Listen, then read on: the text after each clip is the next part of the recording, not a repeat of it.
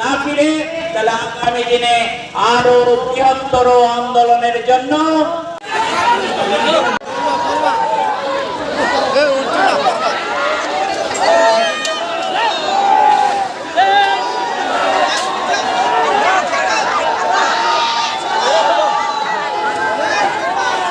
এই যে 11 দফা দাবি, এটা মূলত